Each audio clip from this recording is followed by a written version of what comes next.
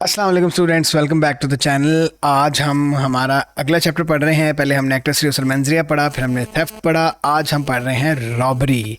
Robbery को section 8 of theft act 1968 deal करता है। रॉबरी का मैं अपने स्टूडेंट्स को अक्सर बताता होता हूँ कि अगर हम इसकी मैथमेटिकल इक्वेशन की टाइप बना लें तो रॉबरी का मतलब है कि theft plus force is equal to robbery. है ये चोरी ही है, ये थेफ्ट ही, ये थेफ्ट एक्ट में ही आता है। ये कोई अलग से कोई क्राइम नहीं है, कोई अलग से कोई चीज़ नई नहीं आ गई। ये चोरी ही है, बस बाय विद फोर्स चोरी होगी तो उसको रॉबरी कहते हैं। अच्छा चलो इसको हम आगे देखते हैं।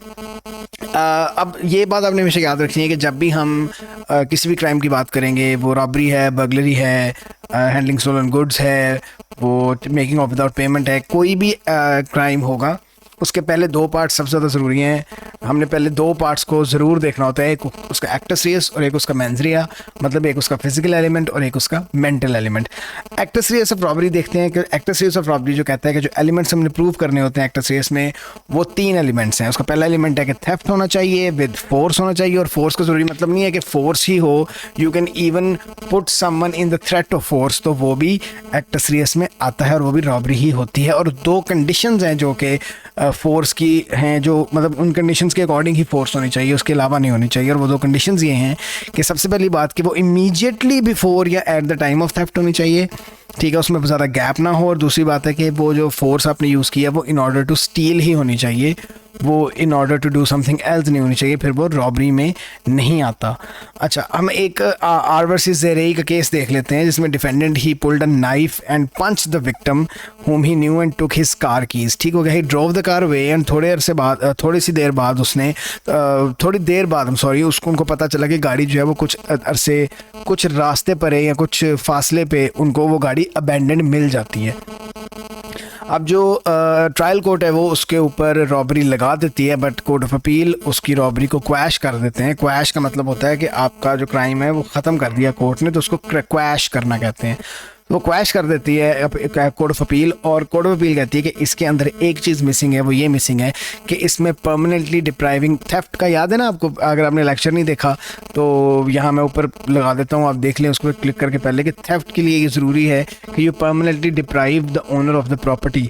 तो इसमें ये चीज़ मिसिंग थी कि उस बंदे ने परमानेंटली डिप्राइव नहीं किया था प्रॉपर्टी को, उसने गाड़ी थोड़े से फासले पे अबैंडन करके छोड़ के वो चला गया था, तो इसलिए रॉबरी नहीं कॉन्स्टिट्यूट हो सकती क्योंकि वो अबैंडन हो गई थी गाड़ी। अच्छा, कंप्लीटेड थेफ्ट होना बहुत ज़रूरी है, थेफ्ट का कंप्लीट होना ज़रूरी है। थेफ्ट एक्ट के अंदर जो थेफ्ट के एलिमेंट्स लिखे हुए हैं उनका कंप्लीट होना बहुत ज़रूरी है। अगर आपने वो लेक्चर मेरा नहीं सुना तो आप मेरे चैनल पे जाकर वो लेक्चर सुन सकते हैं, आई अटैच इट अबव, ठीक है।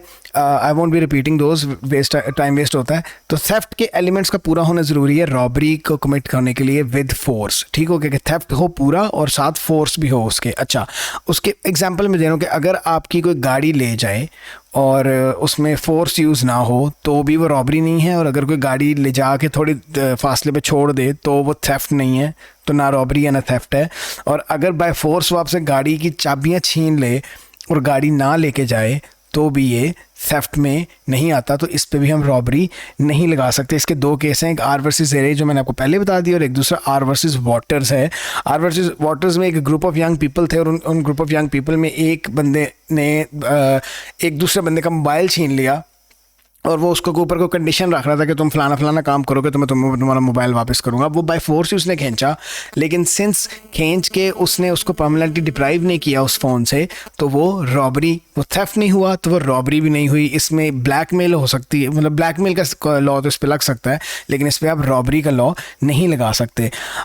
दूसरी बात यह है कि जो फोर्स है जो आपने चोरी करने के लिए यूज़ की है, वो द मोमेंट जो आपकी चोरी कंप्लीट हुई है, the moment the robbery is complete है, वो उसी टाइम इमीडिएटली यूज़ होनी चाहिए, ठीक हो गया। उसके आगे या पीछे या थोड़े देर बाद या थोड़े अरसे बाद अगर होगा तो वो रॉबरी में नहीं आएगा। इसके लिए हम कॉर्कोरन वर्सेस एंडरटन का केस पढ़ लेते हैं। कॉर्कोरन वर्सेस एंडरटन में ये होता है कि जो डिफेंडेंट हैं उन्होंने औरत को मारा, ठीक है, मुक्का मारा, और उसका bag, they tugged her bag from her, ठीक है। औरत ने बहुत ज़्यादा चीखना चिल्लाना शुरू कर दिया तो उन्होंने वो बैग वहीं गिराया और भाग गए।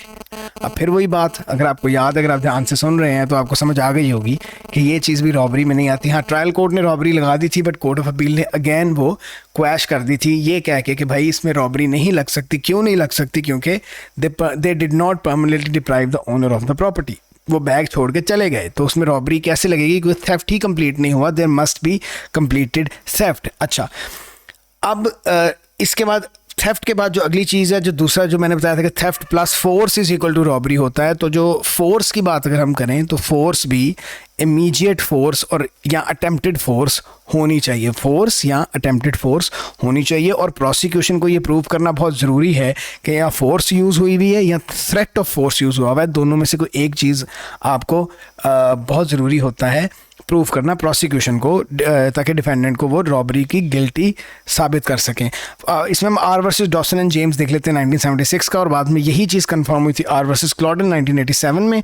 R versus Dawson and James में ये हुआ था कि एक डिफेंडेंट जो है उसने विक्टिम को पुश किया, जिससे उसका बैलेंस लूज हुआ, और which enabled the other defendant to take his wallet. दूसरे वॉलेट ने उसका वॉलेट ले लिया। और जब सवाल आया कि क्या ये पुश करना, हल्का सा धक्का देना, क्या ये फोर्स में आता है, तो कोर्ट ऑफ अपील ने कहा कि हाँ जी बिल्कुल ये फोर्स में आता है और ये प्रॉपर रॉबरी ही कंसिडर होगी। एक जब आपने उसको धक्का दिया, उसने अपने धक्के की वजह से, बाय फोर्स ही होता है, धक्का भी फोर्स से दिया जाता है ना, तो ये काफ़ी है, इतनी फोर्स ही काफ़ी थी, उसका वॉलेट छीन लिया और भाग गए, तो that is proper pure robbery, क्योंकि यूज़ ऑफ फोर्स भी है, थेफ्ट भी है, परमानेंटली डिप्राइव भी हो गया ओनर अपनी प्रॉपर्टी से, और जो फोर्स थी वो immediately eight the time of theft थी। अच्छा, आर वर्सेस क्लॉडेन जो 1987 का केसेस में होता है कि एक शॉपिंग बास्केट लेके औरत जा रही होती है और पीछे से वो बंदा आता है और उससे शॉपिंग बास्केट को छीन लेता है, ज़ोर से झटके से छीन लेता है और छीन के लेके चला जाता है। अब छीनने में टेक्निकली स्पीकिंग इसमें वो भी नहीं है, मतलब कोई धक्का वगैरह भी नहीं है, कुछ भी नहीं है, कोई पंचिंग वगैरह कुछ भी नहीं है, लेकिन स्टिल कोर्ट ऑफ अपील ने कहा था कि ये एक इनफ फोर्स है, छीनना भी एक इनफ फोर्स है और इस पर रॉबरी कमिट हो जाती है।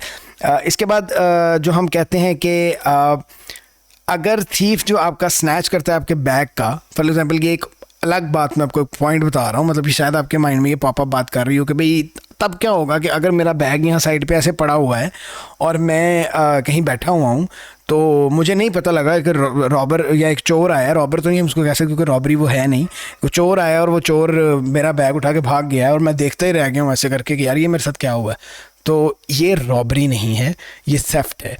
ये रॉबरी इसलिए नहीं है क्योंकि इसमें फोर्स नहीं है। When there is no force, सिर्फ स्टीलिंग है, अप्रोप्रिएशन है, फोर्स नहीं है, तो फिर वो रॉबरी नहीं है, वो थेफ्ट में आ जाती है चीज़। पी वर्सेस डीपीपी में ये हुआ था। अच्छा, पी वर्सेस डीपीपी में क्या हुआ था कि एक डिफेंडेंट था, उसने सिगरेट स्नैच कर लिया विक्टिम के हैंड से without touching the victim in any way, सिर्फ सिगरेट ऐसे स्नैच किया। तो कोर्ट ने कहा, मैं कोट करूंगा इस चीज़ को जो कोर्ट ने बोला, उनके एग्जैक्ट वर्ड्स थे कि the unexpected removal of a cigarette from between the fingers of a person is no more the use of force on that person than would be the removal of an item from her pocket. This offence is properly categorised as simple theft. उन्होंने कहा कि ये इस तरह finger से कोई चीज़ निकाल लेना या कोई भी चीज़ इस तरह फिंगर से निकाल लेना, वो हम थेफ्ट में डालेंगे, वो हम रॉबरी में नहीं डालेंगे। क्यों? क्योंकि उसमें यूज़ ऑफ फोर्स नहीं हुई, वो जो दूसरा इंडिविजुअल है उसके ऊपर कोई फोर्स नहीं यूज़ हुई, तो वो थेफ्ट ही होगा, वो रॉबरी नहीं होगी। अच्छा, अब डेफिनेशन ऑफ रॉबरी जो है ना, वो इस चीज़ को क्लियर कर रही है। अभी तक आपके माइंड में ये बात क्लियर हो जानी चाहिए कि robbery is committed if the defendant puts or seeks to put a person in fear of force, या वो उसको फोर्स में डाल दे या फोर्स के फियर में डाल दे, तो दोनों तरीके से रॉबरी कमिट हो जाती है। ठीक हो गया। और ये नेसेसरी नहीं है कि कितनी फोर्स अप्लाई हुई है और कितनी नहीं हुई, this is for the jury to decide कि वो पर्टिकुलर टाइम पे, उस पर्टिकुलर मोमेंट पे वो जितनी फोर्स यूज़ हुई है, क्या वो फोर्स इनफ थी या नहीं थी, वो ये सब्जेक्टिव बात है। ठीक हो गया। हाँ, अब अगर आपके माइंड में ये आता है कि भाई ठीक है, फोर्स होने का तो पता लग गया, seeking to put into force या इस तरह थ्रेट ऑफ फोर्स क्या क्या मतलब इसका ये मतलब है कि अगर मैं किसी को कहूँ कि I have a knife and if you won't give me your wallet to me I will use it on you, और वो इस डर से मुझे अपना वॉलेट दे दे, तो ये भी रॉबरी ही है। ठीक है, तो इसमें थ्रेट भी आता है और इसमें फोर्स अप्लाई करना भी आता है और इसमें सिर्फ थ्रेट ऑफ फोर्स भी आता है कि अगर आपने सिर्फ थ्रेट ही दिया उस बंदे को, खुद फोर्स पूरी यूज़ नहीं की लेकिन थ्रेट भी डाल दिया उसको, उसने डर के मारे आपको चीज़ दे दी यूजिंग अ वेपन और समथिंग, तो वो भी प्रॉपर रॉबरी में आता है। हाँ, एक और मज़े की बात यह है कि रॉबरी तब भी कमिट हो जाती है इवन अगर वो डिफेंडेंट आपकी वर्डिंग से, आपके थ्रेट से नहीं डरा। अगर उसने डर के मारे, लाइक उसने, ठीक है कभी कभी होता है कि आप इतने स्ट्रांग होते हैं, इतने पावरफुल होते हैं कि आप नॉर्मल थ्रेट्स वगैरह से नहीं डरते। कोई बंदे ने आपको थ्रेट दिया and you are like so I am not afraid of you, but still वो आपसे चीज़ ले जाता है, तो वो भी इनफ है रॉबरी कमिट करने के लिए। कल को वो बंदा जाके कोर्ट में ये डिफेंस नहीं ले सकता कि भाई ये तो डरा ही नहीं था मेरी थ्रेट से, तो इसके ऊपर कैसे, मेरे ऊपर रॉबरी कैसे लग गई, वो तो मैंने डराना था तो ये तो डरा ही नहीं था। तो ऐसा नहीं होता, वो बंदा उस पर रॉबरी लगती है, ये चीज़ रॉबरी कॉन्स्टिट्यूट करती है। इसका केस भी है BNR वर्सेस DPP का, ठीक है, जो कि एक स्कूल बॉय था जो 16 ईयर्स का था and he was stopped by other 5 school boys, ठीक हो गया। They were asked for his mobile phone and his money, ठीक हो गया। और जब ये हो रहा था अनदर 5 बॉयज़ और 6 बॉयज़ जॉइन हो जाते, तमाशा सा नहीं लग जाता, वो सारे देखने आ जाते हैं क्या हो रहा है क्या हो रहा है। अच्छा, अब कोई सीरियस विक्टिम, कोई सीरियस ऑफेंस नहीं वहाँ पे हुआ, कोई सीरियस हार्म वहाँ पे नहीं हुआ जो कि उस बच्चे के अगेंस्ट यूज़ हुआ हो, बट बस उसको क्या उसे कहते हैं, उसके बाजू पकड़े गए, उसको एक आधा धक्का दिया, कोई इतनी सीरियस बात नहीं हुई। कोर्ट ने जो कन्विक्शन अपहेल्ड की रॉबरी की ग्राउंड्स पे, वो मैं आपको बताता हूँ, जो कोट करूँगा मैं जैसे जैसे उन्होंने बोला कि there was no need to show that the victim felt threatened. कि पहली बात तो ये कि ये शो करना ज़रूरी नहीं था कि विक्टिम को डर भी लग रहा था उस टाइम कि नहीं लग रहा था, हो सकता है उसको ना डर लग रहा था, उसके अपने स्कूल फेलोज थे, क्लास फेलोज थे, कोई बाहर से कोई डाकू चोर तो आए नहीं थे। सेकंड पॉइंट उन्होंने कहा कि there could be an implied threat of force, कि इम्प्लाइड थ्रेट ऑफ फोर्स भी हम उसमें डाल सकते हैं ना, कि एक चीज़ आपको नज़र आ रही है, वो इम्प्लाइड है कि भाई ये थ्रेट है, तो वो इस तरह का भी थ्रेट हो सकता है। देन उन्होंने कहा कि in any event there was some limited force used by holding the victims arms और पुशिंग हिम। तो उन्होंने कहा कि एक लिमिटेड फोर्स तो वहाँ थी ही, जिस तरह उन्होंने उसके विक्टिम के बाजू पकड़े और उसको धक्का दिया। अच्छा, एक और जो नेक्स्ट पॉइंट हमारा है वो है on any person. On any person का मतलब है कि ये बिल्कुल ज़रूरी नहीं है कि जिसके साथ आपने थेफ्ट किया आप यूज़ ऑफ फोर्स भी उसी के ऊपर करें। यूज़ ऑफ फोर्स किसी और पे करके थेफ्ट किसी और के साथ भी हो सकता है। फॉर एग्जाम्पल, अगर आप 2 भाई हैं और आपके एक भाई के कनपट्टी पे गन रख के कोई आपसे आपका वॉलेट मांग ले, तो टेक्निकली स्पीकिंग आप पे तो कोई यूज़ ऑफ फोर्स हुई नहीं है ना, थ्रेट भी आपको तो नहीं है, थ्रेट भी आपके भाई को है, तो ना आपको थ्रेट हुआ ना आपके ऊपर यूज़ ऑफ फोर्स हुई, लेकिन स्टिल आपके ऊपर रॉबरी, उस बंदे के ऊपर जो वो कर रहा है उस पर रॉबरी लगेगी, ठीक है। क्योंकि रॉबरी का लॉ ये कहता है कि ज़रूरी नहीं है कि वो बंदा जिसके साथ रॉबरी हो रही है थ्रेट ऑफ फोर्स या फोर्स भी उसी के साथ की जाए, किसी के ऊपर करके भी उसको डराया जा सकता है। जैसे बैंक रॉबर्स करते हैं, वो एक्चुअली बैंक के स्टाफ को कुछ नहीं कह रहे होते, वो जितने भी वहाँ लोग होते हैं उनको हॉस्टेज बना के डरावा डाल देते हैं कि अगर तुम लोगों ने हमें पैसे ना दिए तो हम इन सबको मार देंगे। तो टेक्निकली वो यूज़ ऑफ फोर्स किसी पे हो रही होती है और चोरी किसी की हो रही होती है। आपने कभी भी किसी बैंक रॉबरी में नहीं देखा होगा कि उन्होंने हॉस्टेजेस की भी जेब में खाली करा ली हों। They don't care what the hostages have, वो सिर्फ डराने के लिए उन्हें इस्तेमाल करते हैं। इवन मनी हाइस्ट भी आपने देखी होगी तो उसमें भी ऐसे ही होता है।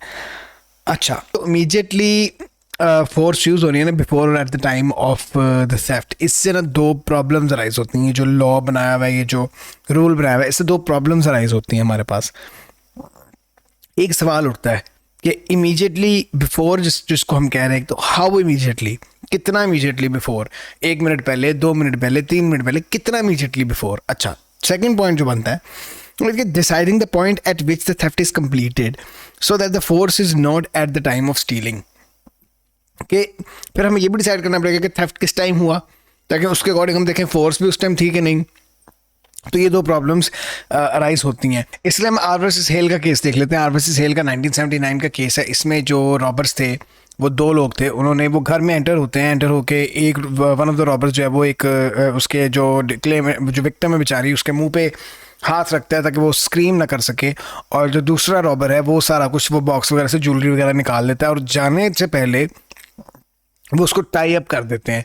अब प्रॉब्लम ये है कि जो चोरी करने से पहले जो उसके मुंह पे हाथ रखा गया उसको स्क्रीमिंग से रोकने के लिए, वो भी यूज़ ऑफ फोर्स थी जो कि इमीडिएटली थी और बिफोर थेफ्ट थी। और उसके बाद जो बॉक्स में ज्वेलरी निकालने के बाद जो उसको जाते हुए टाई अप कर गए, वो भी एक यूज़ ऑफ फोर्स थी और वो उसके बाद थी। तो डिपेंड ये करता है कि मैटर ये करता है कि देखा जाए कि जो यूज़ ऑफ फोर्स हो रही है वो आइदर ड्यूरिंग द सेफ्ट है या इमीडिएटली बिफोर द सेफ्ट है, उसकी रीज़न एक ही होनी चाहिए कि वो चोरी करने के लिए यूज़ होना चाहिए, किसी और पर्पस के लिए वो यूज़ नहीं होना चाहिए। दैट्स व्हाट मैटर्स, इसके अलावा कुछ मैटर नहीं करता। क्योंकि इसके एक अलावा एक और भी केस है जो आर वर्सेस लॉकली का केस है 1995 का, कि एक डिफेंडेंट पकड़ा जाता है बियर कैंस उठाता हुआ, शॉप लिफ्टिंग करता हुआ, ठीक हो गया, और one of the shopkeepers who tried to stop him, उसने उसको फोर्स किया उस शॉपकीपर को और धक्का दिया, उसको पंच किया। तो इस पॉइंट पे बात ये आई कि इसमें जो थेफ्ट हुआ है और जो बाद में यूज़ ऑफ फोर्स हुई है, जो इमीडिएटली बिफोर या एट द टाइम नहीं है, जो बाद में है, वो then it comes to the jury to decide. Jury हालात वाक़यात को देख के बताएगी कि हाँ ये रॉबरी है या थेफ्ट है, ये क्या है, ठीक हो गया। अच्छा, लास्ट पॉइंट जो हमारा है कि वो है force in order to steal. इसका ये मतलब ये है कि जो यूज़ ऑफ फोर्स होनी चाहिए वो स्टील करने के लिए ही यूज़ ऑफ फोर्स होनी चाहिए, वो किसी और चीज़ के लिए नहीं हो सकती, ठीक है। फॉर एग्जांपल कि आपकी एक बंदे से लड़ाई हुई, आपने उस बंदे के मुंह पे मुक्का मारा और वो गिरा, उसकी पॉकेट से कुछ पैसे गिर गए, आपने देखा कि हो ये तो पैसे गिर गए हैं, आपने पैसे उठाए और आप पैसे लेके चले गए। ये रॉबरी नहीं है, ये थेफ्ट है। ये रॉबरी इसलिए नहीं है क्योंकि आपने मुक्का उसको पैसे छीनने के लिए नहीं मारा था, मुक्का आपने उसको अपनी लड़ाई में या किसी और वजह से मारा था। तो रॉबरी के लिए ये बहुत ज़रूरी है कि जो फोर्स यूज़ आप कर रहे हैं वो स्टीलिंग के पर्पस के लिए यूज़ होनी चाहिए, not for the other purpose, ठीक है। वो एक इत्तेफाक था कि पैसे गिर गए और आपने उठा लिए, ना गिरते तो अब वैसे ही चले जाते। तो ये जो है ये रॉबरी में नहीं आता। अब दूसरा सबसे इंपॉर्टेंट पॉइंट देख लेते हैं। हमने एक्टस रेस देख लिया रॉबरी का क्या था, और अब मेंसरिया देख लेते हैं। मेंसरिया क्या है रॉबरी का? दो ही एलिमेंट्स हैं मेंसरिया के। मेंसरिया एक्टस रेस की तरह बहुत ज़्यादा लेंथी नहीं होता, और दूसरी मेंसरिया का ये पॉइंट है, ये मैं अपने स्टूडेंट्स को अक्सर बताता हूँ कि मेंसरिया में जो रॉबरी, थेफ्ट, बर्गलरी, ये जितने भी इस तरह के क्राइम्स हैं, इसमें जो मेंसरिया है वो ऑलमोस्ट द सेम है। एक्टस रेस सबका डिफरेंट है, मतलब फिजिकल एलिमेंट डिफरेंट है, तरीका वारदात डिफरेंट है, जो मेन कॉज है आपका पीछे जो इंटेंशन है वो तो सेम ही है। तो अगर हम इसके मेंसरिया को देखते हैं तो इसके मेंसरिया में सबसे पहला पॉइंट ये आता है कि डिसऑनेस्टी बहुत ज़रूरी है, कि आप when you intend to permanently deprive the owner of the property, तो उसके लिए आपका डिसऑनेस्ट होना, तो डिसऑनेस्टी थी आपके अंदर और आपकी इंटेंशन थी कि मैं परमानेंटली डिप्राइव कर दूंगा फलानी प्रॉपर्टी को उसके ओनर से। और दूसरा है कि जो इन ऑर्डर टू स्टील जो फोर्स यूज़ की गई है वो मतलब पंच किया विक्टिम को या नॉक देम आउट, और या डिसाइड किया कि उसकी वॉच लेनी है तो उसको मार के उसकी वॉच उतार लेते हैं, तो वो यूज़ ऑफ फोर्स जो है, वो जो इंटेंशन है आपकी यूज़ ऑफ फोर्स के पीछे वो चोरी ही होनी चाहिए, कोई और इंटेंशन नहीं हो चाहिए। If you are using force on a person that is to steal something from him. तो ये दो पॉइंट्स मेंसरिया के हैं, और इसके अलावा इसमें मेंसरिया में कुछ नहीं आता। सेंटेंसिंग की बात कर लेते हैं। ये इंडिक्टेबल ऑफेंस है। आपने अगर पेपर 1 को पढ़ा है तो आपने देखा होगा कि क्रिमिनल लॉ में क्रिमिनल ऑफेंसेस 3 तरह के होते हैं, एक समरी ऑफेंस, एक ट्रायबल आइदर वे ऑफेंस और एक इंडिक्टेबल ऑफेंस। ये एक इंडिक्टेबल ऑफेंसेस की ट्रायल जो है वो इंडिक्टमेंट पे होती है सिर्फ, और जो मैक्सिमम सेंटेंस है वो फॉर लाइफ इम्प्रिजनमेंट भी हो सकता है और अनलिमिटेड अमाउंट ऑफ फाइन भी हो सकता है, ठीक है। रॉबरीज को वो फर्दर डिवाइड करते हैं आगे 3 स्टेजेस पे, 3 स्टेजेस पे डिवाइड करते हैं। पहला स्टेज है कि स्टील करें वो लेस सोफिस्टिकेटेड वे में, बसामी अफरा तफरी में। दूसरा है कि प्रोफेशनली प्लान्ड कमर्शियल स्टीलिंग कर रहे हैं, और जो तीसरा पॉइंट है वो है कि वो ड्वेलिंग में चोरी कर रहे हैं। मतलब ड्वेलिंग का मतलब होता है कि किसी घर में, जो एक रिहायशी घर होता है उसके अंदर चोरी कर रहे हैं। तो जितनी भी कैटेगरीज़ हैं इनकी डिग्रीज भी डिफरेंट हैं, और ये वेरी भी करती हैं, और इनकी सज़ाएँ भी वेरी करती हैं। और इसके साथ ही हमारा रॉबरी भी ख़त्म हो जाता है, which was comparatively smaller chapter. तो मेरे साथ रहें, लॉ पढ़ते रहें, और the exams are like almost around the corner. Good luck for that as well. Stay tuned for the next lesson. Peace out.